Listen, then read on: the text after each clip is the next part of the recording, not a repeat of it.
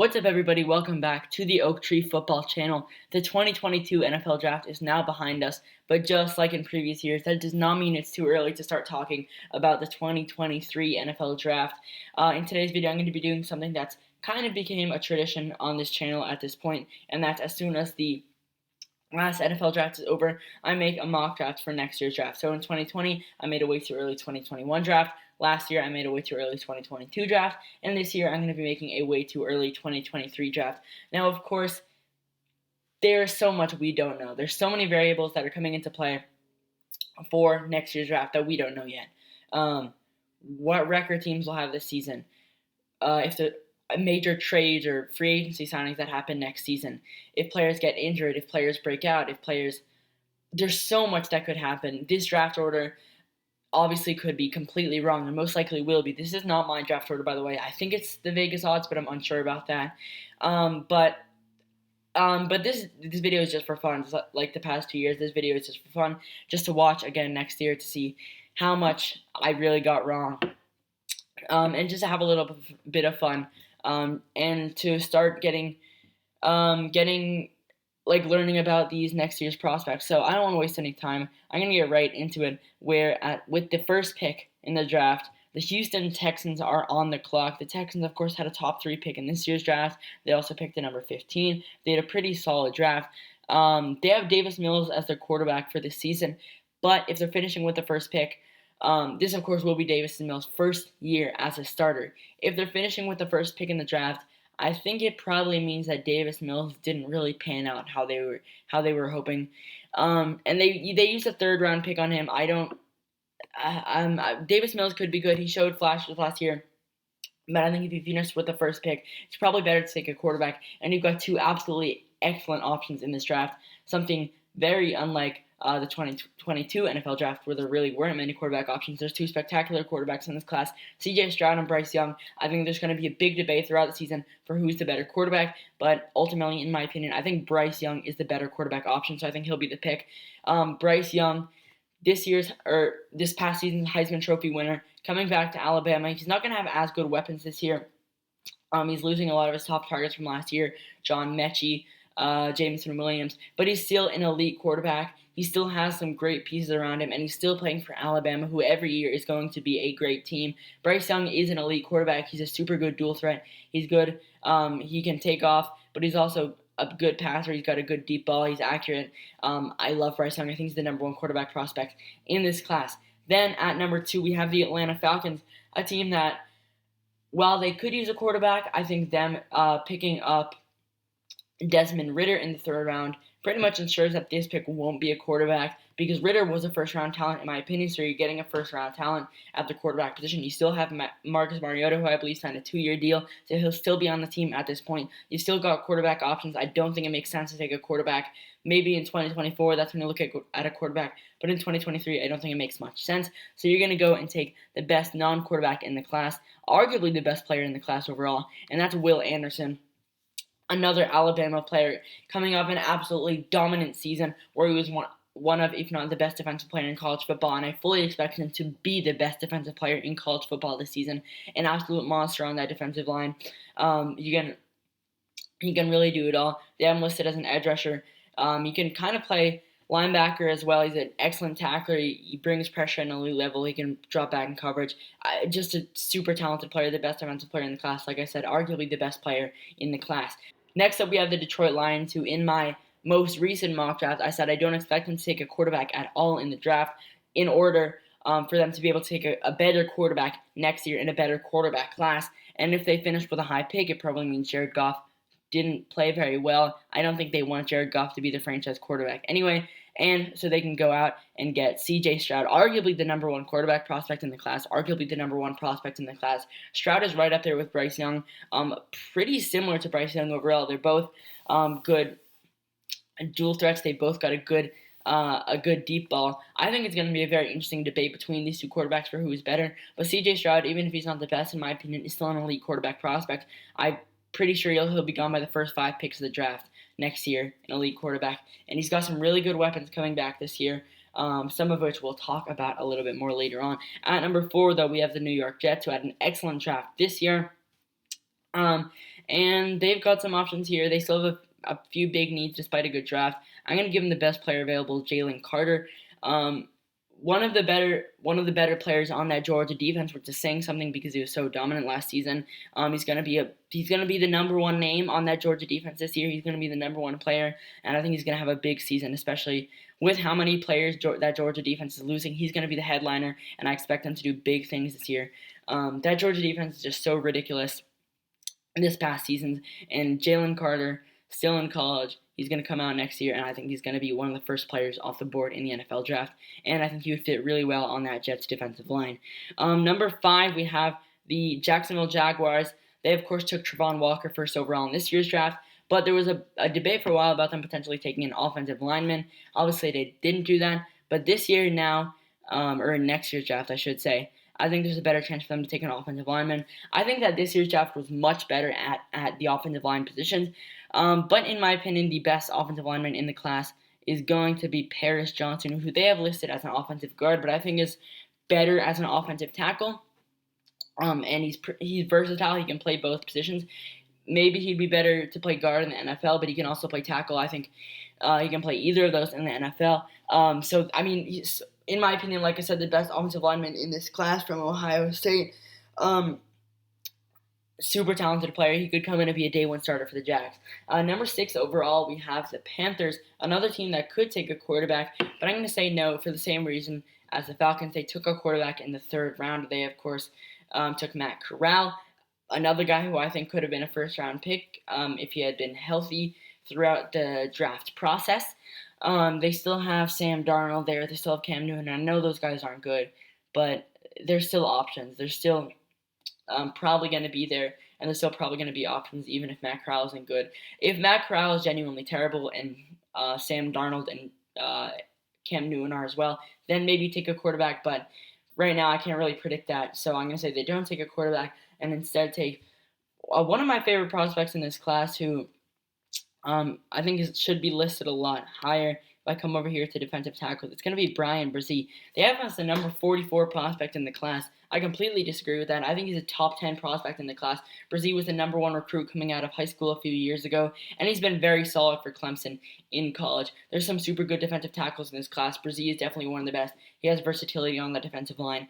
I really like Brzee. I think this would be a great pick for the Panthers, who need to improve the interior of that defensive line, in my opinion. At number 7, we have the New York Giants, who had a good draft this year as well.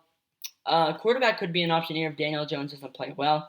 I can't really project that, though, so I'm going to go with a different position. I'm going to say they try and get Daniel Jones a weapon. They've got a solid wide receiver room. It could be better, but after losing Evan Ingram, they don't really have a big-time tight end, so I'm going to give them Michael Mayer, the tight end from Notre Dame.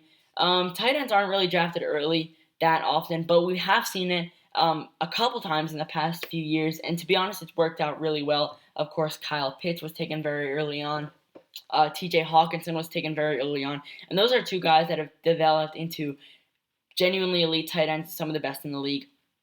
So if there's a truly great tight end like Michael Mayer in the class, and with knowing how well tight ends have panned out in the NFL that are taken early on in the past couple years, I don't think there's a reason to be scared of taking a tight end here. He can come in and he can be your number 1 tight end, and he can be a very good tight end at that. I expect him to have a big season this year because he's probably going to be Notre Dame's number 1 receiving target. Number 8, we have the Chicago Bears. The Bears didn't have a first-round pick this year. They had 2 second-round picks. They used both those picks on the secondary, which was a need, but they also needed to improve the wide receiver room. They didn't do that until the 3rd or 4th round. But this year they can do that super early on in the 1st round because there are still a ton of good receivers on the board. None of them have been selected yet. I know a lot of people like Keyshawn Boot as the number 1 receiver in the class, but I think by far Jackson Smith-Njigba is the number 1 receiver in this class. Chris Olave and Garrett Wilson both came out from Ohio State this past season and were super hyped up prospects. I think Smith-Njigba is better than both of them, and I think his potential is better than both of them as well. Smith-Njigba is a ridiculous receiver. I think he was the number 1 receiver in terms of statistics for Ohio State this past season on a team with Chris Olave and Garrett Wilson. And now that both of them are gone, he's only going to be even better. You look at that bowl game against Utah where he was genuinely ridiculous. And I just can't imagine him being that number one starting receiver for a full season long, because his numbers could be genuinely insane this year, especially with C.J. Stroud still as his quarterback. Smith-Njigba is a ridiculous receiver. He's a good route runner. He's super good after the catch. I love Smith-Njigba. This would be a heck of a pick for the Bears. Number 9, we have the Seahawks. They've got a couple options here. I could give them a linebacker. There's some talented linebackers in this class, but ultimately they didn't draft a quarterback this year, and they don't have a good quarterback room. Drew Lock, I used to be a big fan of him, but he's just not going to cut it. They need a quarterback. The top 2 are off the board. There's some good debate for who's the next best one, but I think Tyler Van Dyke. He didn't have a full season starting this season, but when he was on the field, he was really good. He's going to be the full-time starter this year, and I expect big things from him. His numbers last season when he started were really good. I think he threw something like 25 touchdowns and only 5 or 6 interceptions. Like, he had some really good numbers, and that wasn't even him playing a full season. Him playing a full season could be really good for Miami, and I think he's one of the better quarterbacks in this class, and I think he will ultimately next year will be one of the better quarterbacks in this class. Number 10, we have Washington, the now Washington Commanders. Another team that could use some linebacker help. They could also use help in the secondary, but you look at the linebackers in this class, a team that I think needs to boost that linebacker position, and I absolutely love Noah Sewell from Oregon. Of course, the brother of Penei Sewell. Noah Sewell is a super good tackler. He can bring pressure at a high level. I think Sewell is the best linebacker in this class by a pretty solid margin. Sewell is one of my favorite players to watch in college. I'm going to be spending a ton of time watching him, along with all the other prospects in this class, but he's one of my favorite players to watch in this class, so I think this would be a great pick for the Commanders. At number 11, we have the Steelers, who, of course, now have their franchise quarterback in Kenny Pickett. Their secondary isn't necessarily that great. They really improved the wide receiver group this year. That looks good, but the secondary, like I said, isn't great. No cornerbacks off the board yet. They have the choice of whoever they want, and I think the best in the class is going to be Eli Ricks, the now Alabama cornerback transfer from LSU to Alabama. What he did in his freshman season was just spectacular. He was pretty good last year as well. Now coming into Alabama, a team that is super good. They've got some super good cornerbacks, but Ricks is the best one. He's probably going to be that cornerback one for them. I expect big things from him. I expect him to have a really good season this year again, and I think he'll be the first cornerback off the board next year. Next up, we have the Eagles, 12 and 13, because of their trade with the Saints for one of those picks, and then, of course, their own pick as well. Another team that could take a cornerback. Some more good cornerbacks in this class. I think Ricks is the best, but I think the second best is going to be Kelly Ringo from Georgia. Another one of those elite Georgia defensive players. That Georgia defense was so good. Ringo stays in college, and he's going to be one of the headlining players on that defense for them, and I'm sure he's going to have a really good season like he has in the past. And then for their next pick, I really like I think the Eagles need to bolster the outside of their defensive line, the edge rusher positions. They brought back Derek Barnett. It was a short-term contract. Unfortunately, I don't love Barnett that much. He's a serviceable player, but he's nothing special. So they can go out and get one of the best edge rushers in the class, Myles Murphy. I think Murphy is probably the best available at this point from Clemson. I think he's going to have another big season this year. Him and Brian Brzee on that Clemson defensive line are just super talented together.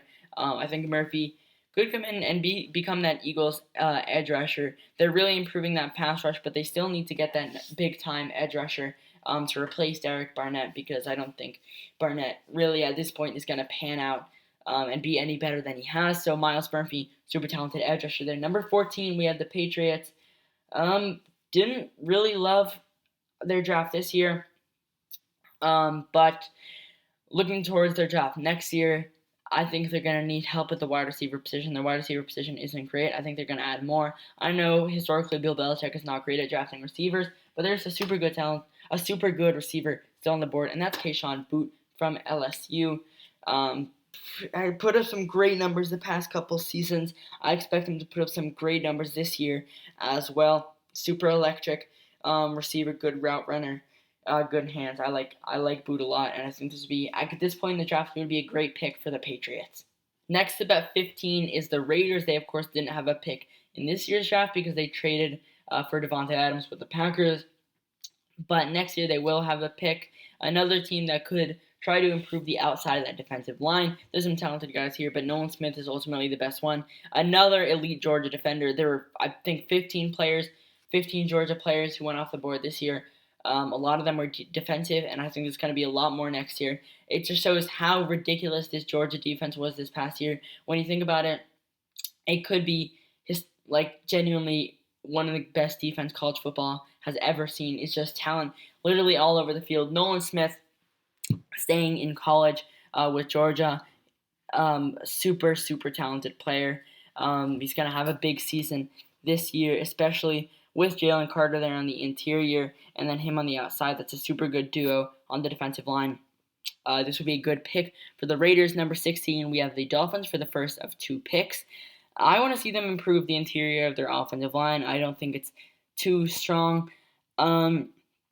Offensive guards, there's some solid ones here, but center, one of my favorite prospects in the class, Jarrett Patterson. They have him ranked as the number 60 prospect. I think he's a lot better than that. Patterson has never allowed a sack in his college career. He's put up multiple seasons of really good success. He's experienced.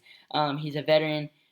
I love Patterson as a prospect. I think he probably should be a first-round pick if he's able to continue to play at a high level, and I think he would be a very good fit with the Dolphins. Number 17, we have the Titans, who of course recently traded A.J. Brown to the Eagles. They did draft Treylon Burks in the first round, but Treylon Burks is not going to replace a guy like A.J. Brown that easily, no matter how good he is. A.J. Brown is a hard guy to replace. So they're going to go in and they're going to get another wide receiver prospect. And I absolutely love Jordan Addison as a receiver prospect. He was Kenny Pickett's number 1 receiving target this past season. His numbers were spectacular. His numbers probably won't be as good this year without Pickett as his quarterback, but he's still one of the elite prospects in this class. His hands are excellent. I love Jordan Addison as a prospect. And I think the fit there with the Titans would be really good. You're developing a solid young receiving core with Treylon Burks and Jordan Addison. If you're able to do that, that would be a great pick for the Titans. Number 18, we have the Colts. They could go for a quarterback, but Matt Ryan did, I believe, is going to be with the team for 2 years. They could still select a quarterback, though, if they see someone they really like, if they want to find their quarterback of the future. But I think it's more likely for them, like the Falcons, to take a quarterback in 2024. So I'm going to target a different position here. I think they need to bolster that offensive line a little bit. And one of the better prospects in the class is going to be Peter Skoronski. I think that's how you say it, from Northwestern, the offensive tackle. Of course, Rashawn Slater came out from Northwestern a couple years ago and has became just last year, and in his rookie season was a super good tackle. Skoronski is another super good tackle from Northwestern. He's pretty versatile as a prospect. I think he could come to this Colts team and potentially be a day 1 starting tackle to continue and bolster that offensive line. That's definitely improved, but still isn't as good as it could be. This would be a great pick for the Colts. Next up at number 19, you've got the Minnesota Vikings. And I really thought that secondary and edge were probably the biggest needs for them in this year's draft. They addressed the secondary. They did not address the edge rusher in the first round, so they're going to do that this year with B.J. Ojulari, the brother of Azeez Ojulari, who came out last year, I believe, and has become a super good player for the Giants already, and he'll continue to develop. B.J. Ojulari is just as good, maybe even better than Azeez coming out of college. He's coming off a good season. I think he's going to do good things this season for LSU. Number 20, you have the Arizona Cardinals, who I want to see address cornerback in this year's draft. Of course, they traded out of the first round in order to add Marquise Brown. But looking at the cornerbacks in this class, Malachi Moore is definitely the best one, another Alabama cornerback. I don't think he's as good as Eli Ricks, but he's also a super talented cornerback from Alabama. I think this would be a very good addition. I think Malachi Moore, whether he's the number 1 cornerback, the number 2 cornerback for Alabama, we'll see with Eli Ricks. But he's still an elite cornerback prospect. I still expect him to put up big numbers this year, especially if Eli Ricks is attracting the number 1 receiving target and Malachi Moore is covering the number 2 player. You could see him similarly to Derek Stingley Jr. in his freshman season up against not as good receiving targets. He could put up some really big numbers this season. Number 21 is the Baltimore Ravens. And I think they need to address the outside of their offensive line, just because they have a good offensive line, but it's just an offensive line that can't really stay healthy. So you look at offensive tackle, I think the best has to be Jackson Kirkland from Washington, an experienced starter, who I think he brings a lot to the table. He's pretty athletic, pretty big as well, so I really like Kirkland a lot at this point in the draft. Next up, you have the Cincinnati Bengals, another team that could add to this offensive line. They added a lot to this offensive line in the free agency period, but I still think they should have added more to their offensive line in the draft because they didn't address the position until the fourth round or something, I think. So looking at the best offensive linemen available, Osiris Torrance, one of the better in the class, a super polished offensive guard from Florida. While I don't think he's the number 9 prospect in the class like Pro Football Network thinks he is, he's still a very solid offensive guard prospect. Like I said, polished player. I like the addition here for the Bengals. Number 23, you have the Texans on the clock for the second time of the first round. This is a team that they added their quarterback earlier on. They don't really have a number 1 running back, and when you look at the running backs in this class, you have one super talented running back prospect, and that's Bijan Robinson. I'm someone who, at this point, is kind of against taking running backs in the first round. Running backs, the position is losing value in the NFL. It's becoming more of a passing league than it ever has been. But when you've got a running back as talented as Bijan Robinson, I think it's worth taking him. Robinson is a super talented running back. He's small, but he's physical. He's not tiny, but he's about 6 foot, 220 pounds or something. But he's physical. He's elusive. He can be good as a receiving back as well. I mean, this is just an all-around running back that you're getting from Texas. Easily the best prospect in this class. I think he could go much earlier than this. The only real running back that I think could go round 1, maybe Jahmyr Gibbs too, coming out of Alabama, because Alabama always has good running back prospects. But Bijan Robinson is just an electric running back prospect from Texas, who I've watched so much of in college. He's so fun to watch, and I think he will be a first-round pick in next year's draft. Number 24, you have the Dallas Cowboys. I've been saying it for a few years now, but I want to see them address the safety position. All things considered, this is a very good safety draft class, but I think the best has to be Brandon Joseph. From Notre Dame, another Notre Dame player. We've seen some Notre Dame players go off the board in this mock draft, but yeah, Joseph, experienced, talented, pretty versatile in that secondary. I love Brandon Joseph, and obviously I'm an Eagles fan, so I wouldn't love to see the Cowboys get a super talented player, but this would be very good value to get Brandon Joseph at number 24 in the draft. Number 25, you got the Chargers. They're building up a super solid secondary. But I think they can add another piece there to make it even better. Of course, they have Asante Samuel Jr. in the slot. They added J.C. Jackson. I want to see them add another super talented quarterback.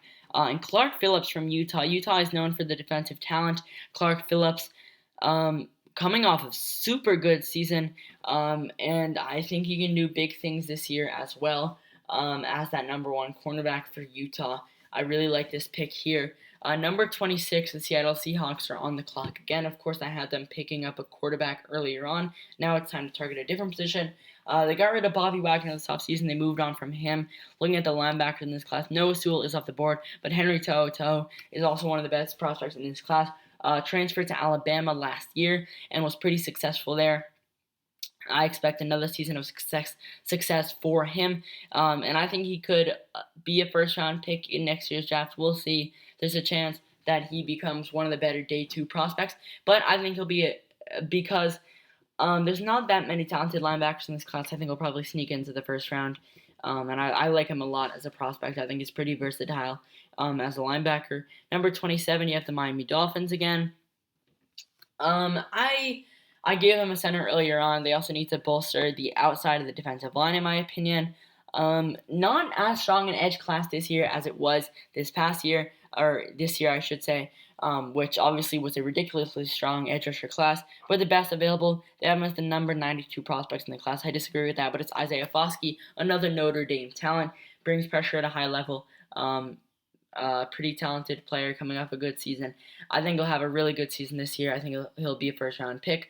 Number 28, the Green Bay Packers are on the clock. They took Christian Watson, number 34 overall, but similarly to the Titans, replacing a receiver as talented as Devontae Adams is not an easy task. I'm going to see them target the wide receiver position in the first round for the first time in 21 years or however long it is.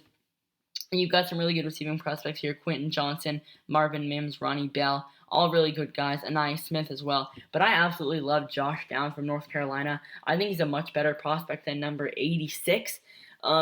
Downs, he had a pretty big job last season. He was going to be the number one receiver, replacing some really talented players on that North Carolina offense, and he absolutely showed out.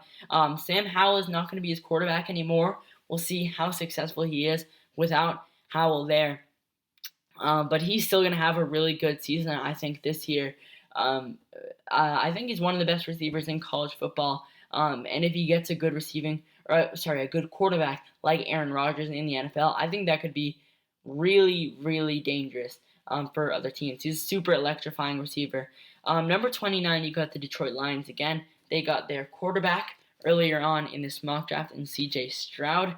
Now they can improve what I think is one of the weaker points on the team, the interior of the defensive line. I mentioned that the outside of the defensive line isn't the class this upcoming year isn't that strong. Defensive line isn't insanely strong either, but there's some good players. Tyler Davis from Clemson, another Clemson defensive tackle, another Clemson defensive lineman. As we've seen a couple go off the board, Brian Brzee, of course, Miles Murphy. I wouldn't say Tyler Davis is as good as those guys, but he's a pretty polished player. I think he's a first-round talent in next year's draft. Number 30, you have the Kansas City Chiefs. Without Tyreek Hill now, they made a great pick of Sky Moore. They could target the wide receiver position again in this year's draft, but I want to see them target safety position. I want to see them do that this year. They went out and got Trent McDuffie, who could have upside converting to safety in the NFL, but is much more safer for him to stay at cornerback. So you look at the safeties in this class. Like I said, it's a super talented safety class in my opinion. Jordan Battle is the best one though. Another Alabama secondary member. We've had two cornerbacks go off the board. Now we have a safety. Jordan Battle is arguably the best safety in this class. Personally, I don't think he is as good as Brandon Joseph. I prefer Brandon Joseph a little bit, but I think Jordan Battle is right up there. I think he's a first-round talent. I think he's done some super good things in college. I think he could do some super good things in the NFL. Number 31, you have the Buccaneers. I don't think they'll be picking this late, but who knows? They are picking here in this mock draft. And this is a very interesting pick in my opinion. There's a ton of places they could go here. Offensive line being one of those potential positions. You look at other positions on the team, on the defense. There's a ton of options here, but ultimately this is a team that doesn't really need too much because they've had such a good team already. They could take a defensive tackle because Ndamukong Suh is not coming back this season, but they've got some cornerbacks who have expiring contracts after next season. Just looking at this, it doesn't really look like there's anyone who should be a first-round pick. But I think Joey Porter Jr. from Penn State should be a first-round pick. He's going to be the number one cornerback at Penn State again this season. I think he's a super talented player. He's losing some solid other members in his secondary, but Porter is one of the best players there. I think he could be a late first-round pick in next year's draft. And then finally, 32, the Buffalo Bills. Apparently the favorite to win the Super Bowl right now. I mean, this is such a complete team overall. It's hard to project a pick for them. But I'm going to say maybe try and protect Josh Allen. That's what I wanted them to do this year in the draft. They didn't do that early on. You look at the best offensive linemen available. There's some good ones. But I'm going to go Zion Nelson. I actually had Zion Nelson going off the board in my last year's way too early mock draft. He decided to stay in college. Yeah, that's going to be it for this mock draft. Going over it one more time. You have the Texans taking Bryce Young, first overall. Then the Falcons taking Will Anderson. The Lions taking their new quarterback, C.J. Stroud. The Jets adding Jalen Carter. The Jaguars adding versatile offensive lineman Paris Johnson. The Panthers adding Brian Brzee. The Giants adding tight end Michael Mayer early on. The Bears taking the first wide receiver off the board in the extremely talented Jackson Smith-Njigba. Then the Seahawks taking their potential new franchise quarterback, Tyler Van Dyke. The Commanders taking one of my favorite prospects in the class, Noah Sewell. The Steelers taking Eli Ricks. The Eagles taking Kelly Ringo and Miles Murphy back-to-back. The Patriots picking up Keyshawn Booth, the talented receiver from LSU. The Raiders getting Nolan Smith. The Dolphins getting Jarrett Patterson. The Titans getting Jordan Addison to help fill that A.J. Brown-sized hole at the wide receiver position. The Colts taking Peter Skoronski. The Vikings taking B.J. Ojulari. The Cardinals taking Malachi Moore, a super talented corner from Alabama. The Ravens taking Jackson Kirkland, the offensive tackle. The Bengals trying to continue to improve that offensive line with Osiris Torrance. The Texans, with their second pick of the first round, taking Bijan Robinson, the extremely talented running back. And the Cowboys bolstering that safety group with Brandon Joseph. The Chargers improving their cornerback group even more with Clark Phillips III. The Seahawks trying to fill the hole that they now have without Bobby Wagner, with linebacker Henry To'o. The Dolphins taking up Isaiah Foskey, the edge from Notre Dame. The Packers getting explosive receiver Josh Downs to try and help fill up for the hole of Devontae Adams. The Lions taking Tyler Davis. The Chiefs taking Jordan Battle with now that they don't have Tyrann Mathieu to play safety for them. The Buccaneers taking Joey Porter Jr. And then finally, the Buffalo Bills taking Zion Nelson. That's going to be it for my way too early 2023 mock draft. Obviously, this is just a ton of fun. If you want to go to the website that I used to make this video, it's on Pro Football Network. Also, in the description, I'm going to be leaving below my affiliate link for the NFL Shop website if you're planning on buying anything from the NFL Shop website, whether it be a jersey, a t-shirt, a hat, whatever it is. You can use my link in the comments below, and it's going to help me out a lot, and I would really appreciate if anyone uses that link. But thanks a lot for watching. Of course, this is just a ton of fun. Let me know your way too early predictions for next year's draft in the comment section below. Thanks a lot for watching, and I'll see you guys next time.